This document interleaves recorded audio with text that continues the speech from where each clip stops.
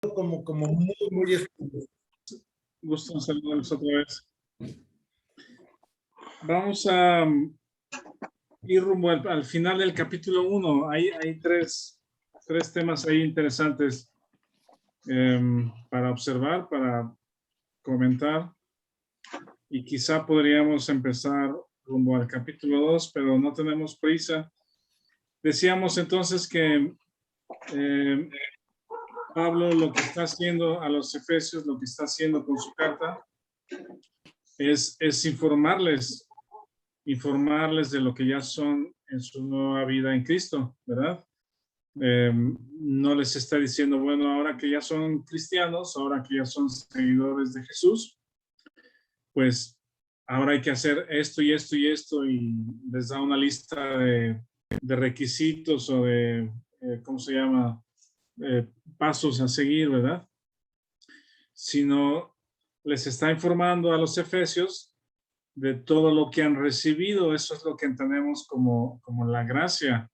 En Romanos habíamos visto que también Pablo escribe a los romanos y le dice, esta es la gracia a la cual entramos a esta gracia, habiendo estado bajo la ira de Dios, cuando creímos el Evangelio, escuchamos el Evangelio, creímos en él, nacemos de nuevo, y Pablo dice, entramos a esta gracia. Entonces, esa gracia es de la que Pablo le está hablando a los efesios, de todo lo que han recibido en Cristo. Entonces, también mencionábamos que el contenido de Efesios lo menciona en el 1:1, que dice a los creyentes en Cristo, a los fieles en Cristo, santos y fieles en Cristo, que están en Éfeso. Entonces menciona dos esferas o dos ámbitos en los cuales viven. Uno es el ámbito espiritual.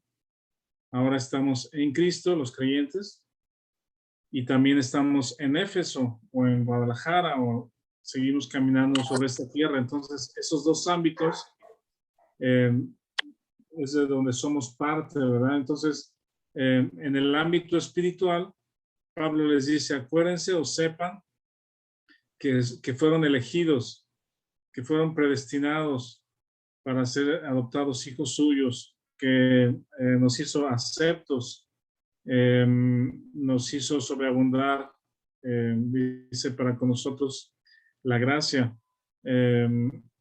Tuvimos herencia. El otro texto es, bueno, nos hizo aceptos, ya lo vimos la semana pasada, nos hizo adoptados hijos suyos, y nos está informando de las riquezas que tenemos en esa nueva vida. Y a partir del capítulo 4, 5 y 6, entonces viene el resultado de esa posición. Dice, ahora vivan de acuerdo a lo que son capacitados por el Espíritu Santo. Entonces, en ese contexto o en ese pensamiento, el versículo 13 y 14, de ahí de Efesios 1, lo voy a leer, nos habla justamente de la persona que nos va a dar la capacidad para vivir la vida que Dios le agrada. Es el versículo 13 y 14, dice, en él también vosotros, habiendo oído la palabra de verdad, el evangelio de vuestra salvación, y habiendo creído en él, fuisteis sellados con el Espíritu Santo de la promesa, que es las arras de nuestra herencia hasta la redención de la posesión adquirida para alabanza de su gloria. Una vez que hemos oído el evangelio, que alguien nos ha compartido o hemos leído y entendido que estoy perdido, ¿verdad? Separado de Dios. Dios envió a Jesucristo como Salvador o como el pago por mis pecados. Jesucristo fue aceptado por Dios en su vida sin pecado. Fue a la cruz, fue sepultado resucitó al tercer día, se mostró a cientos de testigos que lo vieron resucitado y después delante de ellos ascendió al cielo. Y allá intercede por nosotros. Cuando escuchamos este mensaje de evangelio y lo entendemos y sabemos que en Jesucristo tenemos salvación, lo creemos, en ese momento el Señor Jesucristo le llama el nuevo nacimiento, nacemos a una nueva familia, ¿verdad? Y fue el caso de los efesios. Dice, ellos escucharon, creyeron, dice, y fueron sellados con el Espíritu Santo de la promesa. Miren, vamos a ver aquí un par de versículos. El primero está en Lucas, el libro de Lucas. Si alguien lo quiere buscar para leerlo con todos, para todos. Es Lucas 24, 49. Lucas 24, 49.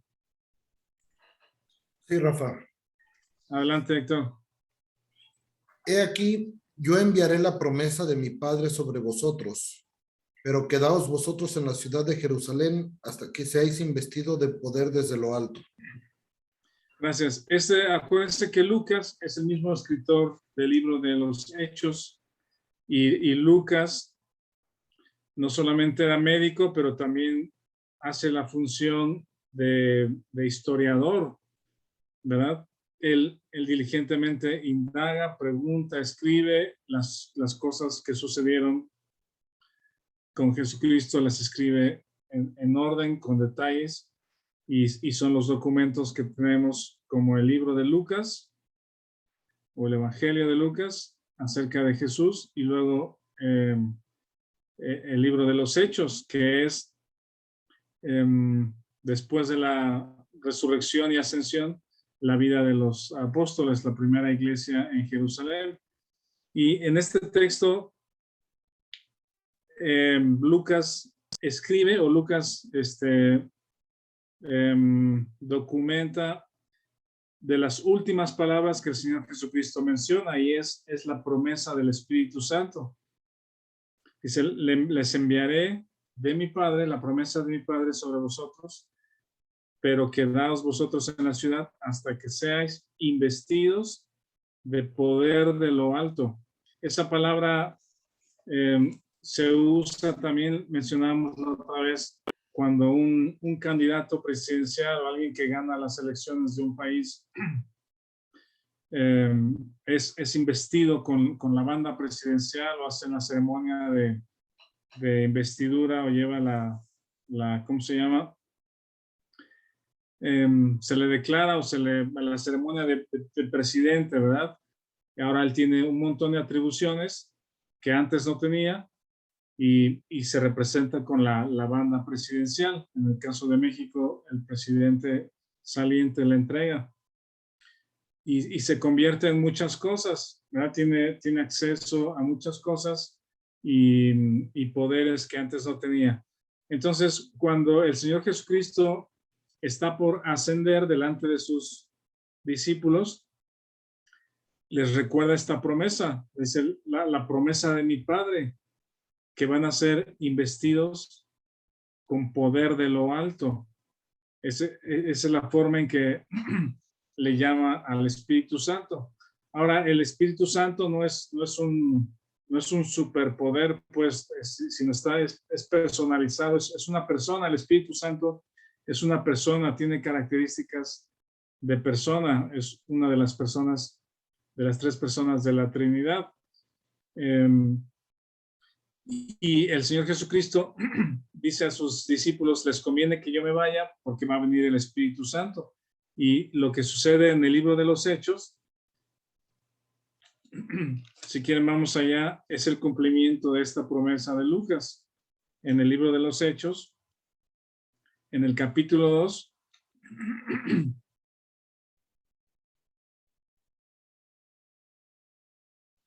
Hechos capítulo 2, estando en Jerusalén, dice que eran como 120 personas Los discípulos, los 11, mujeres, María y otros discípulos estaban ahí. Ya habían elegido a Matías, según los versículos anteriores, sucesor de Judas. Dice Hechos 2:1, cuando llegó el día de Pentecostés, estaban todos unánimes juntos. De repente vino del cielo un estruendo como de un viento recio que soplaba, el cual llenó la casa donde estaban sentados. Se les aparecieron lenguas repartidas como de fuego, asentándose sobre cada uno de ellos, y fueron llenos del Espíritu Santo.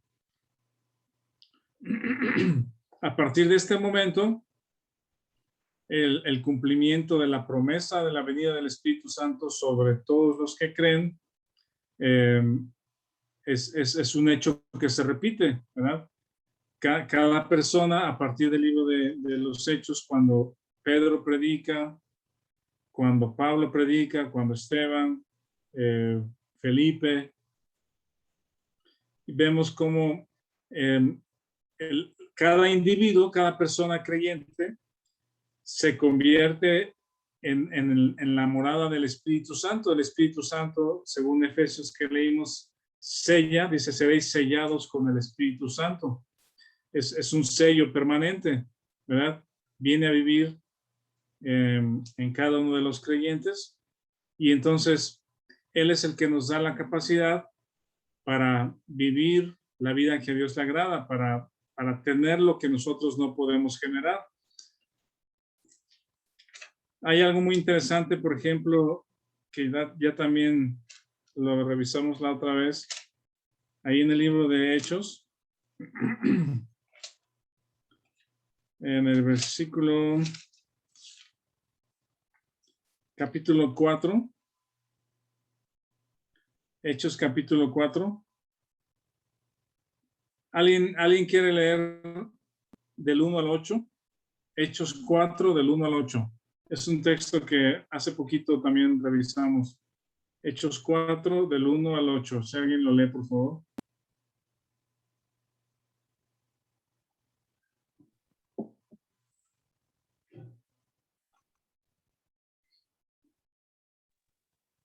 ¿Lo leo, Rafa? Adelante, por favor, Víctor. Gracias. Hechos 4, 1 al 8. Hablando ellos al pueblo, vinieron sobre ellos los sacerdotes. Del 1 al 8 dijiste, ¿va? Sí, sí. Ok. Hablando ellos al pueblo, vinieron sobre ellos los sacerdotes con el jefe de la guardia del templo y los saduceos, resentidos de que enseñasen al pueblo y anunciasen en Jesús la resurrección de entre los muertos. Y les echaron mano y los pusieron en la cárcel hasta el día siguiente, porque era ya tarde. Pero muchos de los que habían oído la palabra creyeron, y el número de los varones eran como 5,000. Aconteció el día siguiente que se reunieron en Jerusalén los gobernantes, los ancianos y los escribas, y el sumo sacerdote Anás y Caifás y Juan y Alejandro y todos los que eran de la familia de los sumos sacerdotes. Y poniéndoles en medio, les preguntaron: ¿con qué potestad o en qué nombre habéis hecho vosotros esto? Entonces Pedro, lleno del Espíritu Santo, les dijo: gobernantes del pueblo y ancianos de Israel.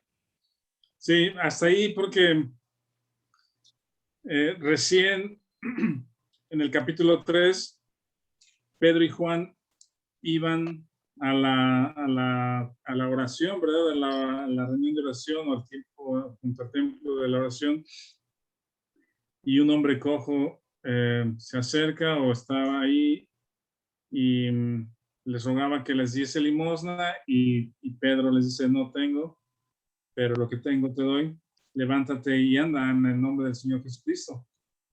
Y el cojo se levanta. Entonces es un escándalo, pues es algo notorio para todos, que todo el mundo conocía a ese hombre cojo, y ahora en el templo donde se junta la gente religiosa y en la zona, digamos, donde están los religiosos y sacerdotes, hay gente que empieza a creer, pues se arma un escándalo ahí, y traen a Juan y a Pedro. ese es el relato de Juan, de Hechos 4 que comenta, que lee Víctor. Lo que llama la atención es de que Juan y Pedro, dice, están resentidos los sacerdotes porque enseñan al pueblo acerca de este Jesucristo que resucitó. Los llaman, los encarcelan y al día siguiente los traen delante de la plana mayor de, digamos que los gobernantes de los judíos. Y aquí menciona una lista de quienes estaban ahí. Dice en el versículo 5, estaban los gobernantes. No estoy seguro ahí si eran parte de los gobernantes romanos. Yo creo que no, más bien del gobierno de los judíos, pues, de las personas que tenían el control y el poder, y realmente era muy fuerte ese poder que tenían.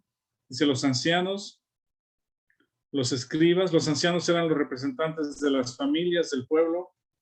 Los escribas, que eran los expertos en escribir o reescribir el texto bíblico y que se sabían el Antiguo Testamento y lo enseñaban. Dice el sumo sacerdote Anás, que era en el cuadro anterior o en la ley, era la persona que ingresaba al lugar santísimo. Nadie más podía ingresar al lugar santísimo, solo el sumo sacerdote, como haciendo la función como Aarón de llevar la sangre, rociar la sangre y que el pueblo tuviera perdón de pecados. Era como el mediador, ¿verdad? El sumo sacerdote era como el mediador entre Dios y el pueblo. Luego dice a Caifás, que también estos personajes los vemos en la muerte del Señor Jesucristo, participaron también en ese evento. Dice Juan y Alejandro y todos los que eran de la familia de los sumos sacerdotes. Me llama mucho la atención el contraste de la noche en que el Señor Jesús fue entregado. ¿Se acuerdan que fue Jesús ingresado al patio para cuestionarlo, pues, para hacerle un juicio? Y está Pedro ahí calentándose, ¿verdad?, en el fuego, y una mujer, dice, una mujer que estaba ahí, dice, yo te conozco, ¿verdad? Dice, tú andabas con ellos, dice, incluso hablas como ellos. Y Pedro se turba, Pedro se llena de temor con una mujer, y no por menospreciarla, pero es una persona que no tiene, digamos que el poder para hacerle nada, pues, es decir, puede hacerle algún escándalo, pero una mujer lo intimida y Pedro niega al Señor y sucede esto. Y aquí en Hechos 4, dice el versículo 8, entonces Pedro, lleno del Espíritu Santo, dijo, ¿verdad? Es decir, imagínense la escena del contraste de allá, la noche que el Señor fue entregado y Pedro negó al Señor, y acá delante de la plana mayor de los sacerdotes de los judíos, ellos sí, muy intimidatorios, pues, o como se dice, tan solo su presencia y la pregunta que le hacen, ¿con qué autoridad o en nombre de quién estás haciendo estas cosas? Y Pedro está lleno del Espíritu y da un mensaje delante de ellos, y es un mensaje de salvación, es el Evangelio para que ellos conozcan que este Jesucristo resucitó y está vivo, y en él tenemos perdón de pecados, y hace unas declaraciones muy elevadas, muy poderosas, pues, por ejemplo, la que está en el versículo 4:12, dice, y en ningún otro hay salvación, porque no hay otro nombre bajo el cielo dado a los hombres en que podamos ser salvos. Y en el versículo 20, porque no podemos dejar de decir lo que hemos visto y oído. Y les está compartiendo que Jesucristo es el Señor y el Evangelio delante de ellos. Y esto es lo que hace el Espíritu Santo, ¿verdad? Ese es el punto de todo esto. Cuando acá en Efesios, Pablo les dice, ustedes escucharon el Evangelio, creyeron el evangelio y fueron sellados con el Espíritu Santo. Ese Espíritu Santo es Dios mismo habitando en nuestros corazones o nuestras vidas, en este cuerpo, que es el nuevo templo del Espíritu de Dios, y Él nos capacita para vivir la vida que nosotros no podemos producir. ¿Hasta aquí tienen alguna pregunta, alguna observación o comentarios? Dices que es ¿cómo dijiste? ¿El nuevo templo o es el templo, no? Pues es el templo, porque comparándolo con lo que pasaba en el Antiguo Testamento, con el tabernáculo y después el templo que construyó Salomón, el templo era el lugar donde Dios habitaba en medio de su pueblo, ¿verdad? Y ahora este cuerpo se convierte en la habitación del Espíritu de Dios. ¿Hay algún otro comentario o quieres abundar en eso, Vic? No, eso nada más la comparación, pues en el Antiguo Testamento, la forma en que Dios se relacionaba, bueno, con el pueblo de Israel, ¿no? Y cuando le Sí, da las instrucciones a Moisés para fabricar el tabernáculo, y ahí es donde iba a habitar, pues, y nada más una persona podía entrar hasta el lugar santísimo, ¿no? O sea, sí, la presencia misma de Dios. Y sí, ahora con el sacrificio de nuestro Señor Jesucristo, o la obra, pues, de Dios, que es todo un plan que viene desde antes de la eternidad, ¿no? Desde antes de la creación de todo. Ahora ya este cuerpo que tenemos se convierte en la habitación de Dios, pues el tabernáculo, ¿no? Es una similitud con el tabernáculo, pues. sí. Ahí en Romanos 7 hemos visto que menciona que el Espíritu que mora en vosotros, el Espíritu que mora en vosotros. Y no se va, como también en el Antiguo Testamento sucedía con Sansón. Vemos ahí muy claramente que por causa del pecado el Espíritu Santo se alejaba. Y ahora es un sello, es una presencia permanente. Sí, Héctor. Pues también en el Salmo 51, en el Salmo de arrepentimiento, de perdón de David, dice, y no se parte de mí tu Santo Espíritu. Sí. O sea, que el Espíritu iba y venía.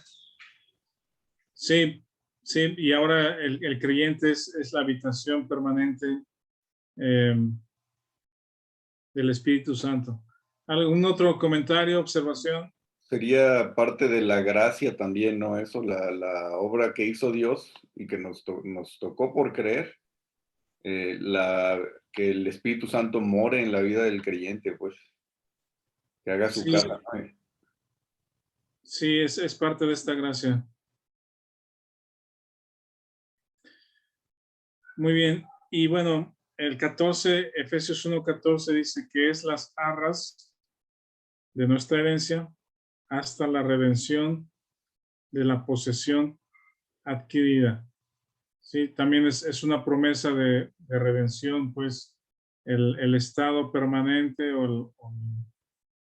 este cuerpo no es el estado permanente del Espíritu Santo, es decir, este cuerpo es un cuerpo que necesita redención, es un cuerpo que va a regresar al polvo, pero el Espíritu Santo también es la promesa de que estaremos con el Señor un día, pues de la venida del Señor Jesucristo, y que Él nos va a llevar con Él, porque ya somos suyos, es la redención de la posesión adquirida. Él nos va a redimir y la promesa es el Espíritu Santo, la presencia del Espíritu Santo. Rafa, Sí, o sea, me ha tocado ir en algunos cantos, ¿no? En iglesias de corte más carismático, que se le dice al Espíritu Santo que descienda, y luego también hay frases, ¿no? Como que se siente el Espíritu Santo que se mueve aquí entre el grupo, pues. No sé si puedas comentar. pues es que sí, la pregunta sería, si tengo al Espíritu Santo, ¿cuál es su manifestación o cómo podemos ver o observar el Espíritu Santo en una persona? Pues, y sí, es un fuego que me llega por los pies y me sale, o hablar en lenguas, que también ya lo estudiamos ahí en el libro de los Hechos. ¿Cuál es la manifestación del Espíritu Santo? Y a través de todo el Nuevo Testamento vemos que lo que hace el Espíritu Santo es una vida transformada. El Espíritu Santo usa la persona, o sea, el cuerpo, la personalidad del individuo y reproduce la vida de Cristo en nosotros. Muy claramente en Gálatas dice, el fruto del Espíritu es amor, ¿sí? Es un amor desinteresado. Hemos hablado también de que, no sé si lo han visto, ¿cómo se llama? Una filosofía que está muy pesada en este tiempo, en todos lugares o en muchos medios, es ámate a ti mismo, ¿sí? Ámate a ti mismo. Tú eres lo más importante, tú te mereces todo, primero tú y luego tú. Si tú estás bien, todo lo demás está bien. En ese sentido, pues, ¿verdad? Y esa es la exaltación del yo, pero este amor del que habla la Biblia, el fruto del Espíritu Santo en amor, es justamente lo contrario de esa filosofía actual. Es amar a Dios sobre todas las cosas y amar al prójimo, ¿verdad? Es un amor desinteresado donde no soy primero yo, pues es un amor desinteresado. Entonces, amor, gozo, paz, paciencia, benignidad, bondad, fe, mansedumbre, templanza o dominio propio. Contrasta con lo que vimos en Romanos 1, que el hombre sin Cristo o sin Dios está atestado de injusticia, perversidad, avaricia. Entonces, esa es la manifestación del Espíritu Santo. No son experiencias, ¿cómo se dice? El calor en el cuerpo o en hablar en lenguas o hablar un idioma que no se conoce, sino es la reproducción de la vida de Jesucristo en el creyente. Así, eso es lo que se ve, lo que se observa, lo que podemos observar como fruto del Espíritu Santo. Bueno, luego si quieren continuamos. Algo bien interesante en el versículo 15 al 19 de aquí de Efesios 1. Lo leo y dice, Efesios 1:15, ya nos brincamos a la siguiente sección. Dice, por esta causa, es decir, por todo lo que ya les dije que han recibido, también yo, habiendo oído de vuestra fe en el Señor Jesús y de vuestro amor para con todos los santos, ahí está la manifestación del Espíritu Santo, el amor para con todos los santos.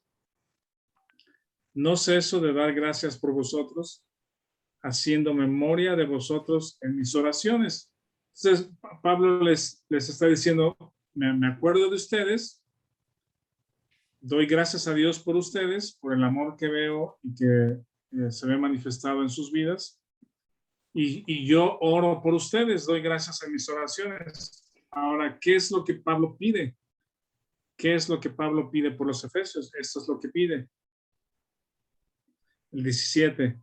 Para que el Dios de nuestro Señor Jesucristo, el Padre de Gloria, os dé espíritu de sabiduría y de revelación en el conocimiento de Él, alumbrando los ojos de vuestro entendimiento, para que sepáis cuál es la esperanza a que Él os ha llamado y cuáles las riquezas de la gloria de la herencia en los santos y cuál la supereminente grandeza de su poder para con nosotros los que creemos según, ya me perdí aquí el renglón, según la operación del poder de su fuerza, la cual operó en Cristo resucitándole de los muertos, sentándole a su diestra en los lugares celestiales.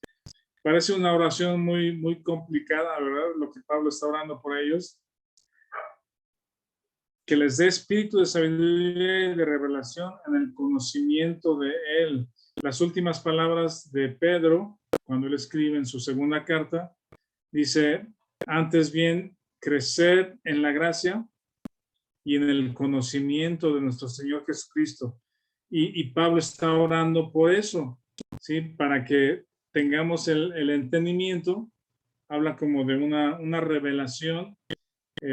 Revelación es como abrir las cortinas, y luego usa otra palabra que es alumbrando los ojos de vuestro entendimiento. Y aquí el cuadro es, si ustedes, cuando se va la luz en la casa, por ejemplo, en el domicilio, nos deja a oscuras, todo se apaga, no podemos ver. De pronto, aunque vivimos ahí, sabemos dónde está el escritorio, la silla, la mesa. De pronto no le atinamos, ¿verdad? Decir, ok, voy a la cocina por una vela o por la lámpara. De pronto nos damos esos golpes en la pantorrilla o en el dedo gordo del pie, que es donde más duele, porque no vimos la esquina del mueble, pues, o sea, no lo vimos, ¿verdad? Y de hecho, ese cuadro que está pintando aquí Pablo están entrando a un cuarto oscuro, por decir, ¿sí? Porque Pablo le está hablando de somos elegidos, somos adoptados, somos aceptos, el Espíritu Santo está en ustedes, ¿verdad? Y ahora la oración de Pablo es que el entendimiento de ellos sea alumbrado, que de pronto prendan la luz o llegue la luz y vean las cosas claramente, ¿sí? Este entendimiento es parte del crecimiento como creyentes, que nuestro entendimiento sea alumbrado respecto a las cosas que ya recibimos. Dice el 18, alumbrando los ojos de vuestro entendimiento, ¿verdad? Que se prenda la luz en nuestra mente de todo lo que hemos recibido, para que sepas cuál es la esperanza y cuáles las riquezas de la gloria. Mencionamos la semana pasada esta palabra que también menciona en el versículo 7, dice las riquezas de su gracia. Y decíamos esto, que podríamos preguntar, bueno, por los problemas que yo estoy pasando actualmente, que me agobian, que me tienen sin mucha esperanza o con problemas, pues, anímicamente y con la familia o los hijos, la economía, ¿de qué me sirve que me digan estas cosas, ¿no? Como que el ámbito espiritual es algo como que, bueno, lo dejamos para que cuando me muera y allá veremos a dónde me voy, ¿no? Ya, si ya nací de nuevo y el Espíritu está conmigo y soy salvo, pues ya cuando me muera ya veré esas cosas espirituales allá con Dios, ¿no? Pero mientras, ¿de qué me sirven aquí? Entonces, el asunto es de que todos los problemas del ser humano nacen del corazón del ser humano, ¿sí? Y esta información o la obra del Espíritu Santo, la obra de gracia de Dios hacia nosotros, es lo que nos capacita para vivir en paz, con esperanza, con aliento, con ánimo en este mundo que nos desanima, ¿sí? Es decir, el problema del hombre es un problema siempre espiritual, es un problema espiritual. Y ahora Pablo les está diciendo, ahora que ustedes han nacido de nuevo, se ha restablecido la relación espiritual con Dios, ahora estás capacitado para vivir en este mundo terrenal, pues para enfrentar las cosas de este mundo. Javier, ¿tiene alguna pregunta o comentario? Adelante, Javier. Sí, respecto, ahorita que mencionabas en el versículo 18, donde dice alumbrando los ojos de vuestro entendimiento, yo entiendo que, como lo interpretes, de que muchas veces pasan algunos eventos a nuestro alrededor que van más allá de nuestra capacidad de asimilar lo que está sucediendo. O sea, no sabemos ni todas las razones del por qué suceden, ni hacia dónde se dirige. Y creo yo que esa parte donde dice alumbrar vuestro entendimiento es, pues abrir un poco, o sea, que no, nuestra capacidad de entender también es limitada y que hay cosas más allá y como tú mencionabas, que no es necesario esperar hasta el final, llegar a la muerte para darle espacio a la vida espiritual cuando ya estamos, ahora sí, más alejados, pues, sino más bien ahorita en vida es entender que hay cosas que no entendemos, pero que son reales, están presentes. Sí, completamente. Y le da la importancia y el lugar a las cosas espirituales, Pablo de inicio, porque esa es la necesidad más grande que tenemos, ¿verdad? Y en la medida que, es decir, si no entendemos justamente, como dices, las razones y los porqués de muchas cosas, estando relacionados espiritualmente con Dios, o reconectados con Dios, o siendo parte de ahora de su familia nuevamente, Él nos da la paz que necesitamos, Él nos da la esperanza, Él nos da el consuelo, Él nos da el aliento para continuar. Esa es la idea, pues, que los problemas del ser humano se resuelven inicialmente en el espíritu, en la relación espiritual con Dios. Muy bien. Y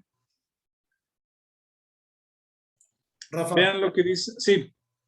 a mí Sí. me sigue llamando mucho la atención de Pedro, por ejemplo, cómo vivió 3 años con el Señor, anduvo con él todo el tiempo, o sea, oyó, pues ahora sí que de viva voz del propio Señor Jesucristo todo, pero no tenía el Espíritu Santo, no le entendió, no le entendían todos los apóstoles o la gente, o sea, sí a lo mejor podían grabar en su memoria muchas cosas y medio saber de qué se trataba, pero no tenían el entendimiento o la iluminación que daba el Espíritu Santo, como bien mencionan ahorita. Y ya en Hechos, ya después del Espíritu, podemos ver un Pedro que habla con poder, que el Espíritu Santo está en él y no nada más entiende, sino que puede reproducir, pero ya en la verdad, no en la memoria. No sé, o sea, a mí me sigue llamando como Sí. estando con el Señor, no le entendían. Sí, sí, tuvieron que pasar también esos tiempos de quebrantamiento y de pues, procesar esta situación, pues cuando el Señor Jesús murió, ya iban a regresar a sus barcas, ¿no? Dicen, ¿qué hacemos? Pues vamos a regresar a pescar, pues, o sea, esto ya se acabó, vámonos de regreso a lo que sabemos hacer. Pero el Señor Jesucristo resucitado, que viene otra vez y se presenta con ellos, se convierte en la razón de su mensaje, ¿verdad? Esta causa que ellos predican y por la cual mueren es la verdad de la resurrección del Señor Jesucristo que transforma las vidas. Miren, hay un elemento aquí que me gustaría que observáramos en el versículo 19. Bueno, mencioné la parte de la palabra esta, las riquezas de su gracia, ¿verdad? Y justamente esta es parte del alumbramiento, de la información que necesitamos tener claramente, que ese recurso de riquezas de su gracia lo tenemos ahí disponible para enfrentar la vida de hoy, ¿sí? Muchas personas que no tienen a Dios o no conocen a Dios, no tienen recurso espiritual para enfrentar los problemas de la vida, en el matrimonio, con los hijos, con las finanzas, con el trabajo, ¿verdad? Pero el creyente observa la escritura, vemos lo que tenemos de Dios, acudimos a las riquezas de su gracia y esa fortaleza o esa riqueza espiritual que Dios nos da es lo que nos permite ir adelante en la vida hasta que Él venga otra vez. En el versículo 19 dice, ¿y cuál la supereminente grandeza de su poder para con nosotros? Esto me llama la atención porque es como un superlativo. Pablo trata de decirles, dice, que se den cuenta cuál es la supereminente grandeza de su poder. Ayer mencionábamos el domingo respecto a la creación, ¿verdad? Las cosas hechas son una de las formas en que Dios nos da a conocer quién es Él, y cuando vemos el mundo funcionando, el universo en su lugar, el sistema solar siendo sostenido, ¿verdad? Que ni un día falta de que salga el sol, y Dios tiene eso bajo su control.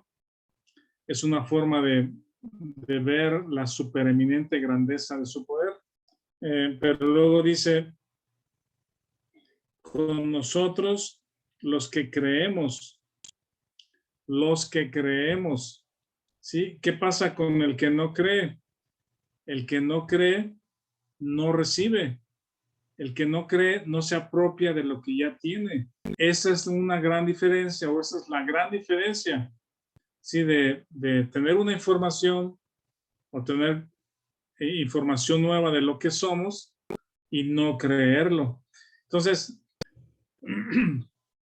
ahora como creyentes, como personas que Dios nos ha atraído hacia Él y hemos escuchado el Evangelio, no somos personas, no somos mejores personas, pues, ¿verdad? No somos creyentes porque seamos mejores que otros, sino porque somos personas que estábamos perdidos y por su gracia Él nos rescató, y tenemos la oportunidad de creer en esa gracia que Él nos ha dado, lo que nos ha puesto, la posición que tenemos ahora en Cristo. Y el creerlo hace toda la diferencia, porque te apropias de esas riquezas de su gracia. ¿Sí? Los que creemos.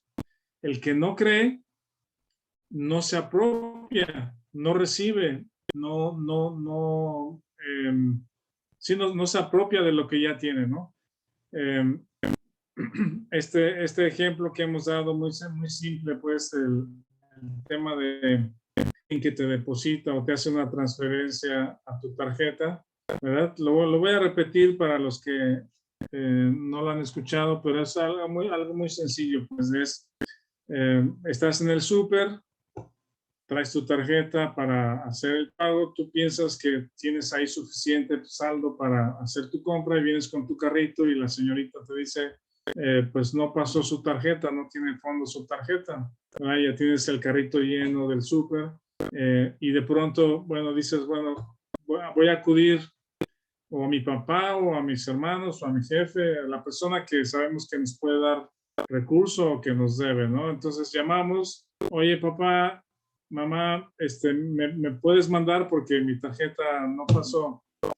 Y ahora con la facilidad de en el teléfono hacerte una transferencia, tu papá te dice, ahorita mismo te mando, pues, ahorita te mando 2,000 pesos que te faltan.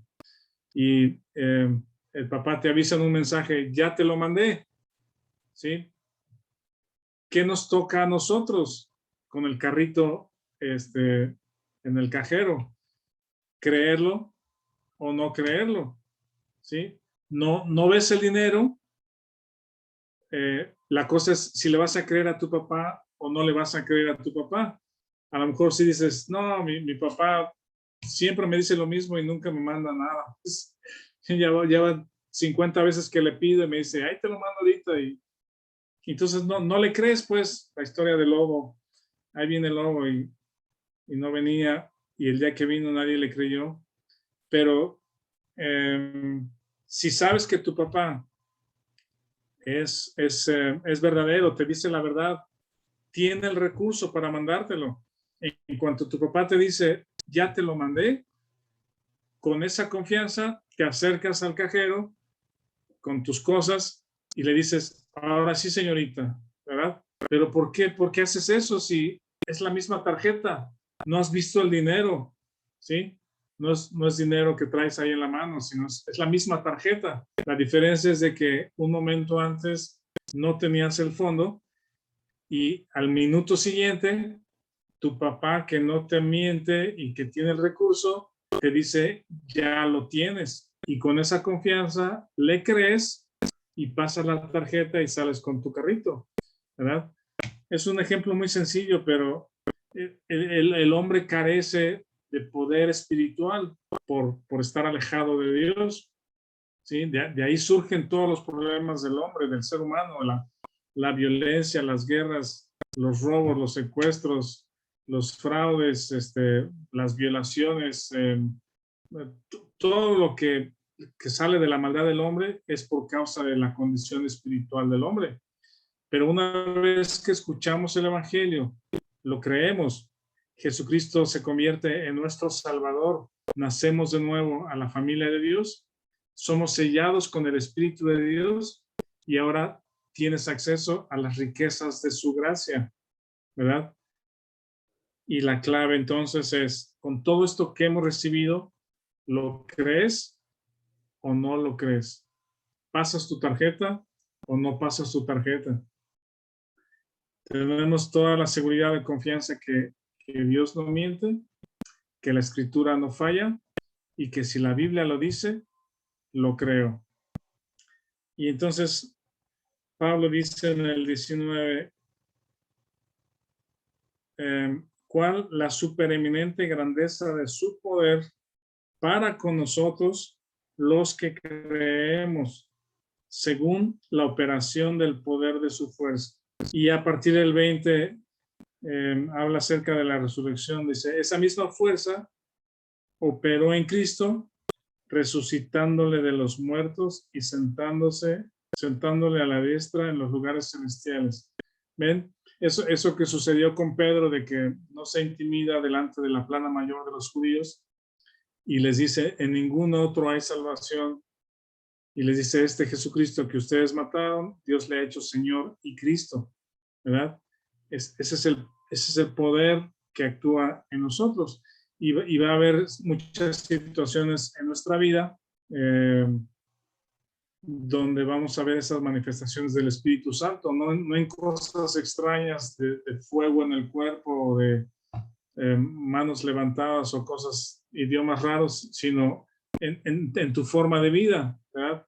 Un amor que es sobrenatural, que te das por otros, un gozo en medio de las circunstancias, la esperanza, la templanza, en fin, ese es el fruto del Espíritu Santo en el creyente el día de hoy. Adelante, ¿quién tiene comentario ahí? Martín. Sí, pastor, gracias. Quería compartir un versículo de Primera de Juan, capítulo 3. Primera de Juan, capítulo 3, del versículo 23 al 24, referente a cuál es la característica de alguien que tiene el Espíritu de Cristo en él. Dice, y este es su mandamiento, que creamos en el nombre de su Hijo Jesucristo y nos amemos unos a otros como nos los ha mandado.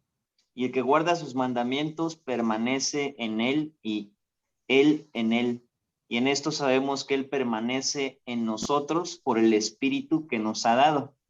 Y hace rato que comentaban de que el Espíritu en el Antiguo Testamento no permanecía en los santos y ahora ya en la dispensación de la gracia dice Juan 2:27, pero la unción que vosotros habéis recibido de Cristo, de él, permanece en vosotros y no tenéis necesidad que ninguno os enseñe, más con la unción misma os enseña todas las cosas y es verdad y no es mentira, así como él os ha enseñado, permaneceréis vosotros en él. Gracias. Sí, eso es un buen texto. Muchas gracias. Muchas gracias.